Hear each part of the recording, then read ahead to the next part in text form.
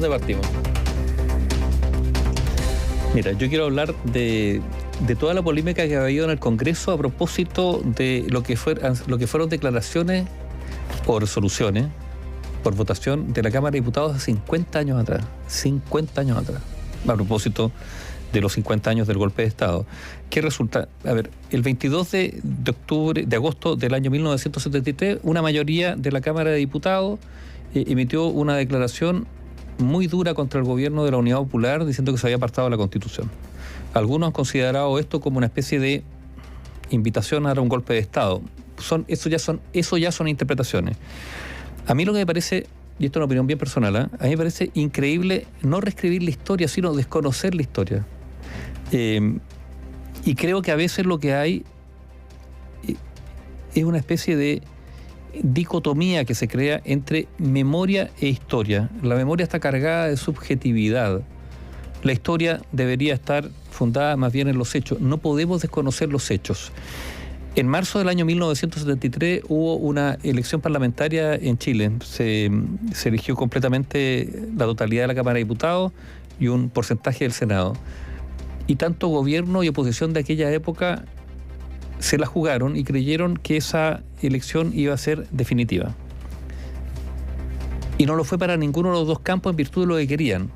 El gobierno de Salvador Allende quería obtener una mayoría, el 50% más uno, para desde ahí pretender eventualmente un plebiscito para buscar una fórmula constitucional distinta, con una Cámara única, entre otras cosas. Y por lo tanto, la aspiración del gobierno neopopular era alcanzar la mayoría, mostrar que era mayoría. No lo lograron. ¿Qué quería la oposición? Particularmente la derecha y la democracia cristiana, que ya estaban aliados electoralmente en el CODE. Obtener los 2/3 para tener la fuerza suficiente en el Parlamento para impugnar a Salvador Allende. Tampoco lo consiguió. O sea, las metas que se propusieron, tanto bandos de oposición como de oficialismo, no lo lograron. Y algunos dicen que era un país dividido. Bueno, era un país dividido, pero fue una elección. Pero es esa Cámara de Diputados elegida en marzo de 1973 la que mayoritariamente fue de oposición, la que sacó esta resolución del 22 de agosto de 1973. Entonces, hoy día lo que se aspira es que no se logró, digamos, pero la aspiración era que la actual Cámara determinara de que lo que se había votado a la Cámara de 50 años atrás no era válido. A ver, pero así fue, punto. Esa es la historia. Es como si nosotros voy a poner un ejemplo bien. La primera Junta de Gobierno, ¿cuál fue? Septiembre del año 1810. ¿Por qué se constituye esa Junta de Gobierno? Porque Napoleón Bonaparte había invadido España y había destituido a Fernando VII, el rey de España. Y esa Junta que se constituye en Chile, en su origen, no fue para declarar la independencia de Chile, sino para expresar su lealtad con el rey y desconocer las autoridades españolas impuestas por Napoleón Bonaparte.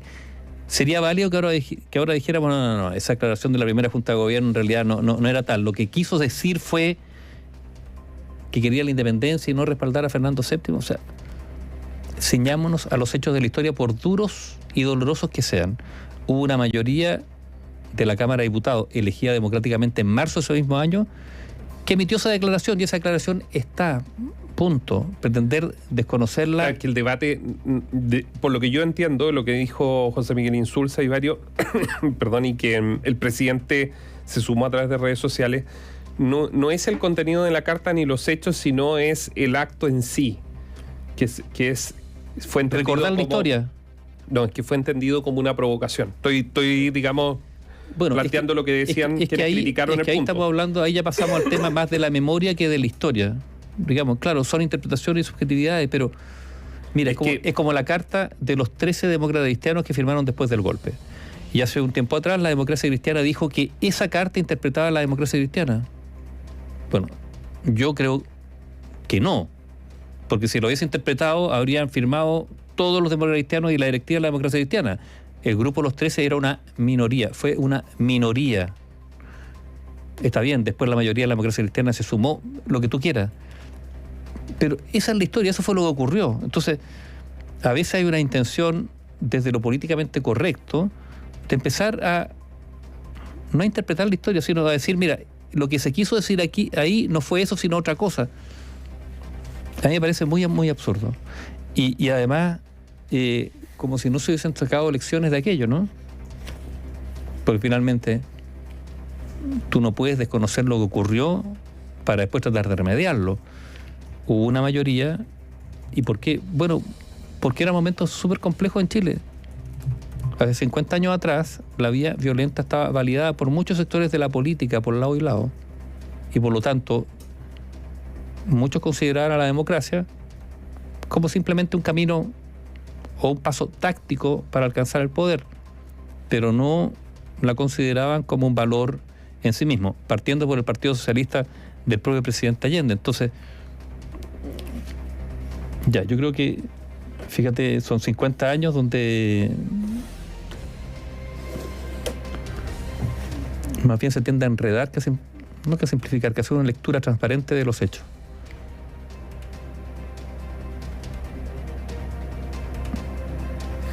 Sí, bueno, ayer yo creo que hubo muchos discursos también interesados respecto a cada uno de sus... Bueno, todos quieren sacar partido de... Más electoralmente, probablemente no puedo generalizar. Probablemente hay muchos.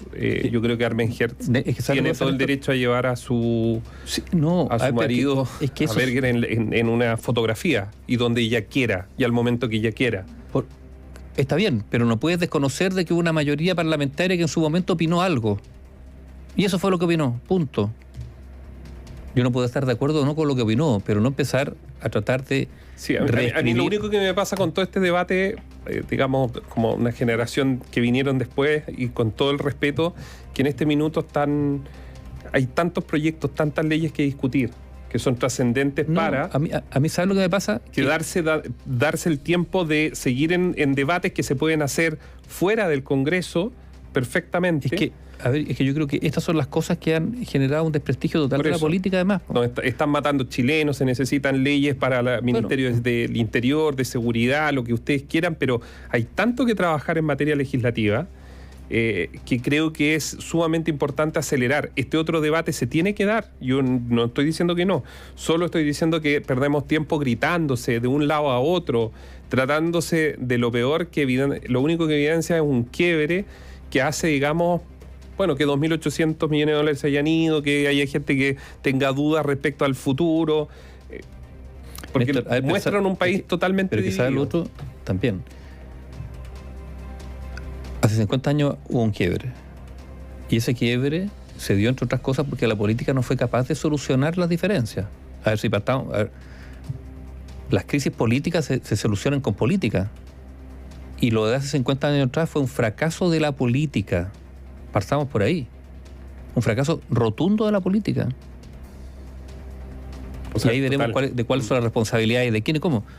Pero es la política la que no fue capaz de encontrar una solución. Entonces hoy día nos encontramos con que la política, desprestigiada al máximo por la actuación de los propios políticos, digámoslo también, por las maneras como opinan una vez A y al día siguiente B, dependiendo de la situación en la que están, entre otras cosas, si están en la oposición o del gobierno. Bueno, esa política se ha mostrado no solamente irritante a la manera de debatir entre ellos mismos, sino también considerada por muchos ineficiente.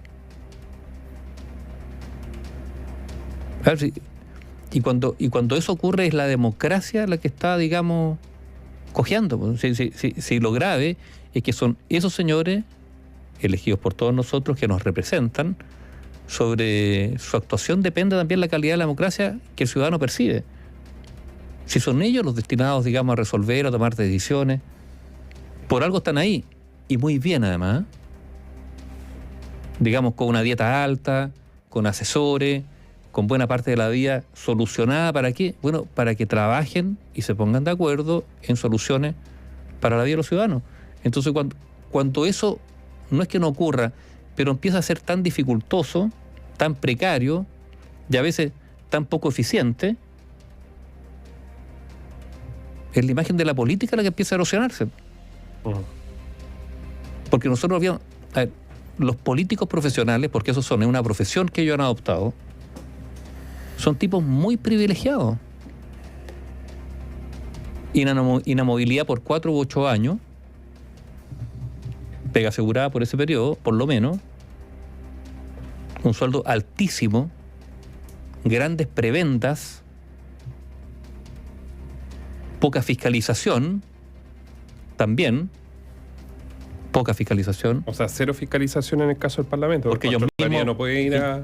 Entonces pongamos también todas las cartas sobre la mesa. Hay muchos, sí, y me consta porque uno de repente a las 12 de la noche le están escribiendo donde están trabajando, están en su territorio, y la cantidad de profesores que tienen que quedarse hasta las 12 de la noche corrigiendo pruebas, y la cantidad de profesionales que tienen que quedarse hasta las 12 de la noche revisando los informes para el día siguiente. O sea, está bien, sí, hay muchos que tienen que, en ocasiones excepcionales, trabajar mucho. Y los políticos, ¿por qué no? Obvio, también, pues. Pero yo digo, son unos privilegiados. De todas maneras. Pero además, sobre todo, son privilegiados porque tienen la oportunidad de hacer cosas que les sirvan a los demás. Y por lo tanto también una responsabilidad. Y yo siento que a veces no han estado a la altura. Entonces nos meten en unas trifulcas, que son trifulcas de ellos. Quieren meter a todo el país en unas trifulcas, cuando su primera tarea es... Está bien, deje la trifulca, digamos, para la hora del café. Pero por lo menos hagan la pega. Eso que estás diciendo es lo que me pasa. Ahí está el punto de lo que yo quería decir. Que ayer verlos pelear, ver que se gritaban de un lado a otro y uno podrá tener sensibilidad por un lado u otro, digamos, cada cual tiene sus sensibilidades a raíz de su propia vida histórica, verlos en eso cuando hay tanta cosa que por hacer, tanto proyecto, tanto que debatir de verdad ahora, del Chile de ahora, claro que uno le dice... ¿Por qué esto no lo hacen en la cafetería y cuando estén en privado? Porque finalmente cuando se grita a la derecha, le grita a la izquierda, y la izquierda a la derecha se están representando a sí mismos, y yo no sé si están... Creo, y no estar equivocado, que no están representando a la gente que está en la calle en este minuto, que le van a robar el celular, que tiene que irse a acostar temprano, que anda buscando trabajo, que son profesionales, que tienen su título, pero resulta que no encuentran la pega. ¿Sabes, Néstor? Porque yo creo que ellos están, muchos de ellos, para no ponerlo todo en un mismo saco, creen que así ellos garantizan el voto duro que les va a permitir reelegirse. Es bien brutal lo que estoy diciendo, pero que buena parte de esto, que tiene mucho de pantomima, es con este discurso, con esta performance, me garantizo el voto duro que me va a permitir la próxima reelección.